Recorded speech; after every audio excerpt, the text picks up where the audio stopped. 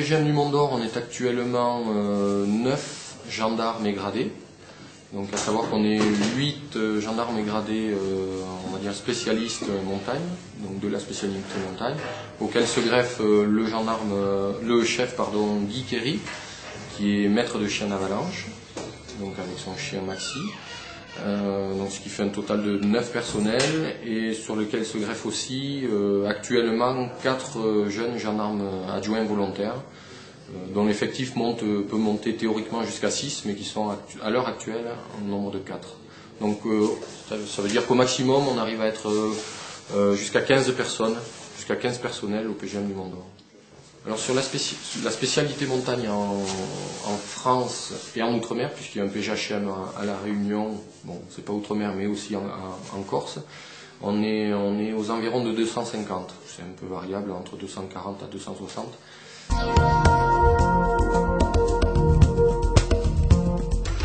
Bon, ben le travail d'un gendarme spécialiste du secours en montagne, soit sur le Sancy ou à Chamonix par exemple, c'est donc tout ce qui se rapporte au secours en montagne en général, que ce soit, ça part de l'assistance à personnes en difficulté, au secours à proprement parler, voire à traiter des avalanches, des secours un peu plus périlleux aussi, plus techniques.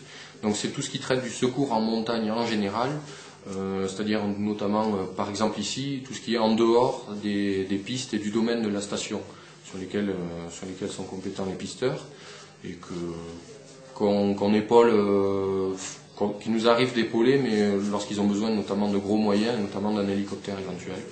Voilà, mais sinon, sur les pistes, nous, on gère rien du tout, c'est tout ce qui est domaine montagne, tout ce qui est secours et assistance à personne sur le domaine montagne. Voilà.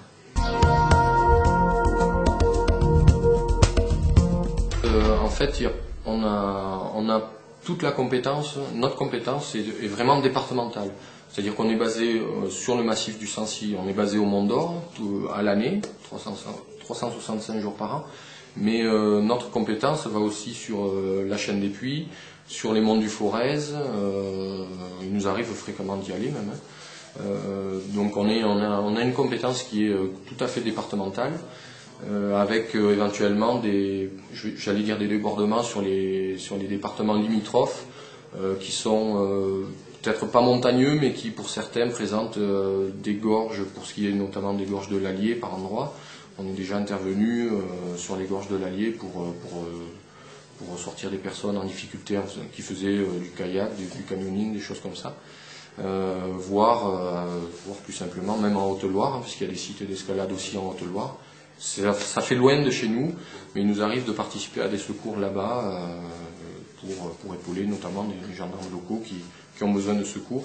Et de même, on intervient aussi dans le cadre d'enquêtes judiciaires que mènent les gendarmes locaux là-bas, qui se trouvent confrontés à des difficultés, notamment pour accéder au pied d'une barre rocheuse, je vais dire une bêtise peut-être, au pied de laquelle une arme a été jetée, des choses comme ça. Donc pour les aider à faire des constatations, là où le niveau, disons, le côté technique du PGM est requis, quoi, avec du matériel spécifique aussi, quoi. Donc en termes d'hélicoptère, on a la possibilité de travailler avec l'hélicoptère de la sécurité civile qui est basé à Clermont-Ferrand, donc qui lui a un délai de vol assez limité, on va dire de l'ordre de 10 à 15 minutes, qui est sur place ici en 10 à 15 minutes. La même chose pour l'hélicoptère gendarmerie qui est basé au détachement aérien de la gendarmerie à Égletons, donc on compte à peu près une quinzaine de minutes aussi maximum. Et si ces deux hélicoptères-là ne sont pas disponibles, on a la possibilité aussi d'appeler un autre hélicoptère gendarmerie qui lui est basé à Limoges, qui est un petit peu plus loin, mais il nous arrive fréquemment de l'appeler aussi.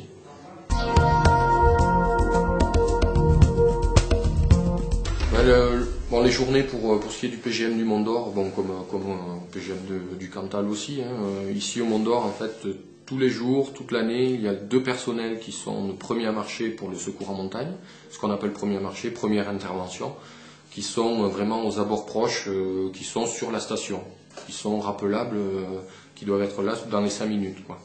Donc là, tous les jours, il y a 2 personnels concernés qui changent tous les jours, toutes les 24 heures, de 8h à 8h. Et ensuite viennent se greffer là-dessus des personnels qui sont, on va dire, de second à marché ou d'entraînement, tout simplement. Donc eux qui ont un petit peu plus de liberté pour s'entraîner.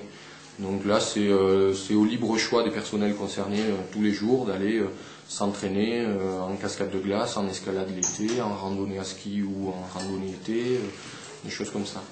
Et ensuite viennent se greffer les personnels en congé et en repos.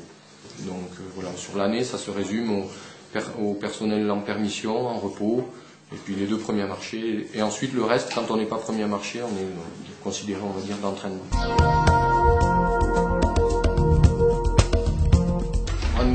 Nous, à notre niveau, c'est vrai qu'on, notamment l'été, mais ça c'est surtout du fait de la saison, hein, puisque les pisteurs secouristes n'interviennent plus, ils ne sont plus là l'été, donc nous on gère vraiment tout le massif, même les pistes de ski, mais en été on est obligé de les gérer puisque les pisteurs ne sont plus là. Donc là c'est vrai qu'on a pas mal d'accidentologie l'été due à des chutes en général, hein, que ce soit des entorses ou des fractures des membres inférieurs la plupart du temps. Après, pour ce qui est des autres activités, c'est vrai qu'on se rend compte qu'on intervient pas mal sur la randonnée en raquette, qui semble être une activité relativement accessible à tout le monde. Mais c'est vrai qu'on a quand même un massif qui présente souvent des conditions très changeantes du jour au lendemain. Donc les gens ont tendance à aller, peut-être pas n'importe où, mais à des endroits un petit peu, enfin pas tout à fait accessibles par rapport à leur niveau, et par rapport aussi au niveau technique que peut apporter les raquettes, hein. Donc ils n'ont pas de crampons, ils ne sont pas encordés, et souvent on a quand même des accidents qui sont hélas graves chaque année, voire même dramatiques 1 à 2 fois dans l'année, dans la saison d'hiver. Et après en ski de randonnée et alpinisme, on travaille aussi, c'est pas une énorme quantité. Il y a beaucoup d'alpinistes qui viennent sur le secteur, mais ce sont souvent des initiés et qui nous consultent aussi avant d'aller faire ce qu'ils envisagent, quoi. Que ce soit en cascade de glace, en couloir de neige ou en arête rocher et neige. En général, ils nous consultent, ils nous appellent.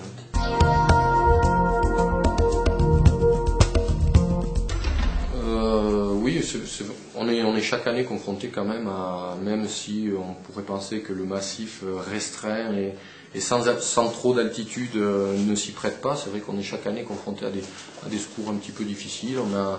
On fait hélas chaque année 1 à 2 accidents dramatiques, dont l'issue est dramatique. Donc que ce soit en raquette ou en crampon, ou voire même en ski de randonnée. On a chaque année des avalanches avec des personnes enfouies. On a des secours de nuit à caractère technique, donc où on emploie vraiment des treuils, des cordes, avec les conditions qu'on connaît sur la montagne auvergnate, c'est-à-dire du fort vent, avec de la tempête de neige, de nuit. Donc il nous arrive, fréquemment, je dirais, d'avoir des interventions un petit peu délicates à réaliser, où on met beaucoup de personnel en branle au PGM, on rappelle même des personnels en repos, pour être vraiment en quantité suffisante pour pouvoir pallier à ça.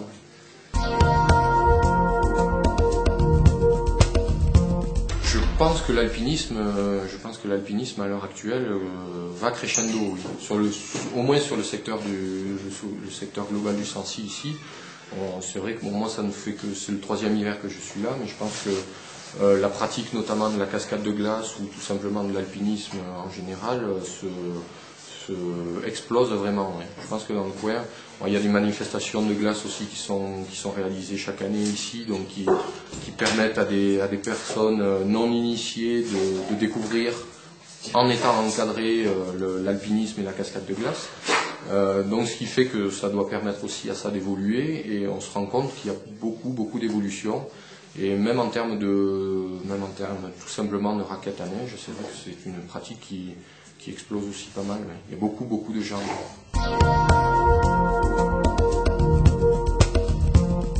Nous, dans la mesure du possible, on essaye vraiment ne serait-ce que pour connaître le terrain, d'aller un petit peu partout.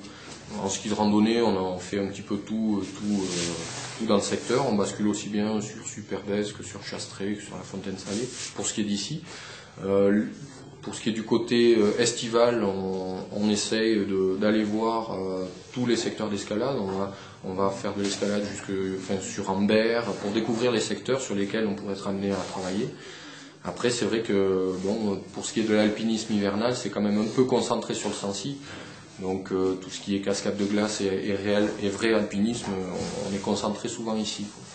Mais dans la mesure où on a le temps, parce que là il faut souvent un petit peu se déplacer, on essaye quand même d'aller voir tous les secteurs qui sont susceptibles de nous intéresser en termes après d'intervention.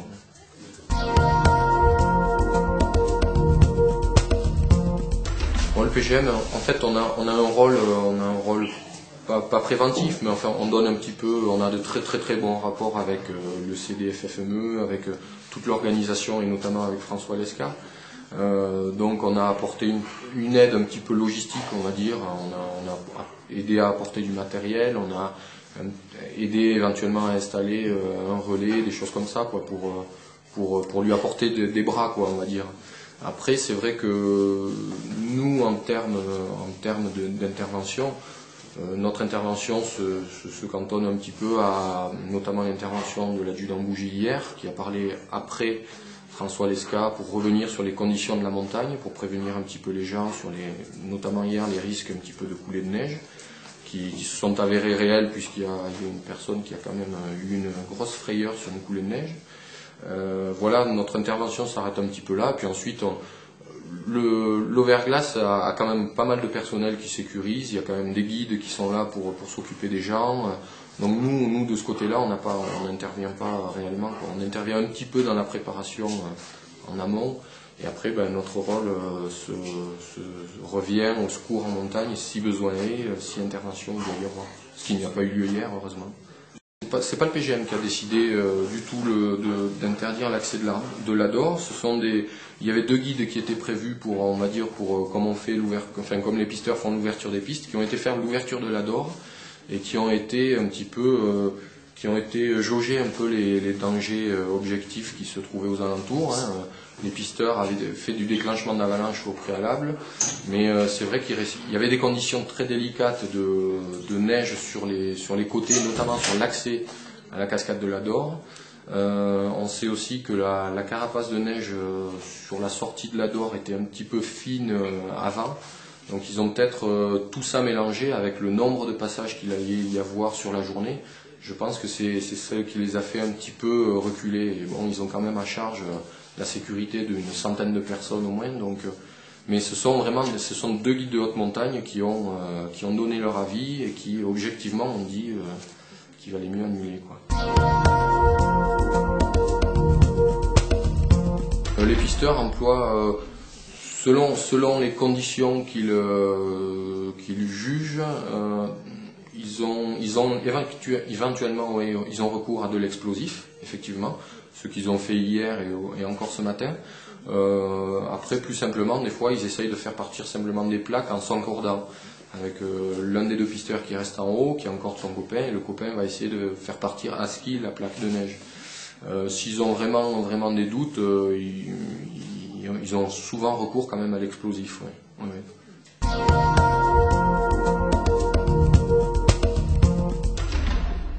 C'est difficile à définir parce que je dirais, bon, pas n'importe quel secteur peut être propice à une avalanche, mais c'est vrai que on a des secteurs quand même qui sont très raides, en dehors du domaine de la station, donc du domaine dans lequel interviennent les pisteurs, qu'ils vont sécuriser.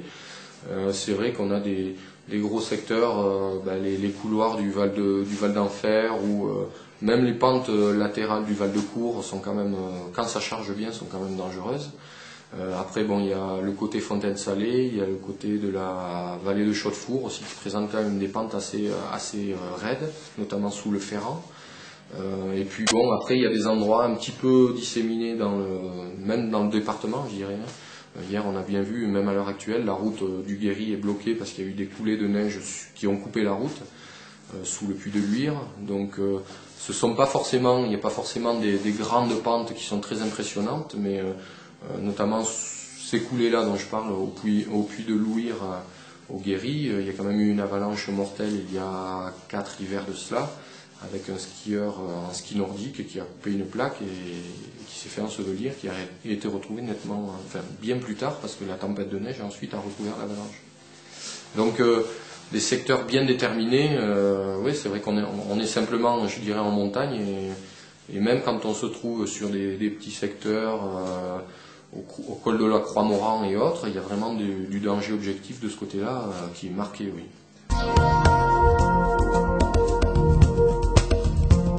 Mais c'est vrai qu'il y a un facteur qui est primordial en Auvergne, c'est le vent. Et le vent fait en sorte qu'on a vraiment souvent des plaques qui se forment donc sur les versants sous le vent, comme on dit. On a souvent des grosses accumulations de vent. Alors bon, là c'est l'éternel problème, c'est-à-dire que le vent il a tendance à être de sud, de nord, un petit peu dans tous les sens, quoi, hein, selon son humeur. Donc on a des secteurs qui sont très variables selon le vent, quoi. Enfin, des secteurs avalancheux qui sont très variables selon le vent comme il a soufflé, quoi. Là l'idéal, on a hélas pas la possibilité de garantir à 100% les pronostics. Le risque zéro n'existe pas, ça on le répétera toujours. Et bon, c'est vrai qu'il faut prendre des informations, quoi, au moins pour savoir comment a soufflé le vent, où se sont formées plus ou moins les plaques, et ça donne déjà une bonne indication. Oui, tout à fait, oui. Enfin, je dirais même de plus en plus, oui. C'est vrai qu'il y a quand même un effort qui est fait de ce côté-là, que ce soit à notre niveau ou au niveau des personnes avec qui on travaille aussi aux alentours, hein. Les pisteurs, ils donnent notre numéro de téléphone à qui le demande. Les refuges, que ce soit le CAF, enfin, la SPTT, tous les refuges ont notre numéro de téléphone, donc on répond de plus en plus à des appels téléphoniques, ou des gens tout simplement qui arrivent là le matin et qui passent ici pour savoir dans quel état est le manteau neigeux, dans quel état est la cascade de l'Ador ou Ice Cream, enfin des choses comme ça. On a quand même beaucoup plus je pense qu'il y a de plus en plus de prise de conscience. Et les gens savent de plus en plus, par le bouche à oreille notamment, qu'il y a un service qui peut répondre à leurs questions, tout simplement, quoi. Ce métier, oui, je pense qu'il nous plaît à tous, hein. On est gendarme, en premier ordre, on est gendarme, hein. On rentre d'abord dans la gendarmerie avant de rentrer dans la spécialité montagne. Donc on fait tous une école de gendarmerie, sous-officier de gendarmerie pour commencer. Et ensuite, on choisit une spécialité montagne, donc avec beaucoup de stages, beaucoup d'examens à passer pour ensuite pouvoir prétendre à entrer dans la spécialité montagne. Et une fois dans la spécialité montagne, la plupart du temps on ne s'arrête pas là, on n'a pas le temps de s'arrêter là, puisqu'on nous demande quand même de plus en plus, et on a besoin de répondre aussi à des gens qui ont enfin, comme les guides de haute montagne. Donc on a besoin de toujours aller un petit peu plus loin dans la formation montagne. Donc on se dirige tous plus ou moins soit sur le moniteur de ski, soit sur le BE d'escalade, sur l'aspirant guide et le guide de haute montagne tout simplement. Donc, mais ce métier, oui, il est plaisant